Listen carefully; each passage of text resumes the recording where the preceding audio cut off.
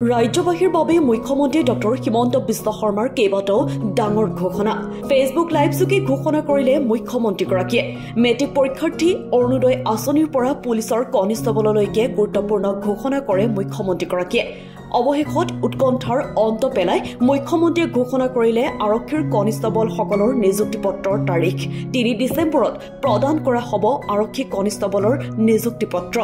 গুৱাহাটীতে প্ৰদান কৰা হ'ব কনিষ্টবলসকলৰ নিযুক্তি পত্ৰ কনিষ্টবলসকলৰ লগত এগৰাকীকৈ অভিভাৱকক লৈ আহিবলৈও কয় মুখ্যমন্ত্ৰীগৰাকীয়ে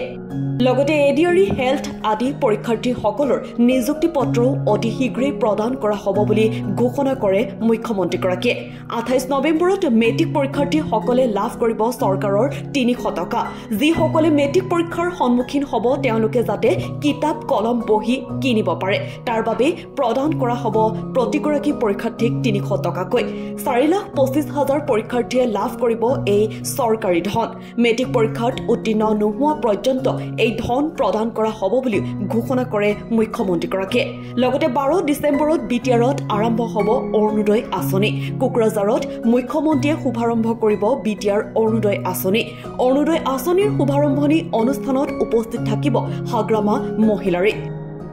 আমাৰ মেট্ৰিক পৰীক্ষাৰ দিন ঘোষণা কৰা হৈছে আমি এটা আঁচনি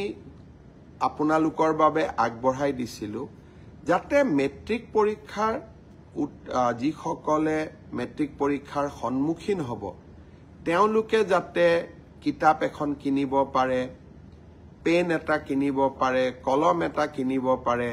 গাখীৰ এগিলাচ খাব পাৰে অলপমান নোটৰ বহি এখনো কিনিব পাৰে সেইবাবে আমি প্ৰতিশ্ৰুতি দিছিলো যে আপোনালোকক আমি মেট্ৰিক পৰীক্ষা নোহোৱালৈকে মাহত ৩০০ টকাকৈ দি থাকিম এইবাৰ প্ৰায় ৪,২৫,০০০ ছাত্ৰ ছাত্ৰীয়ে ২৮ তাৰিখে শিক্ষামন্ত্ৰী ৰণোজ পেগু ডাঙৰীয়াৰ সৈতে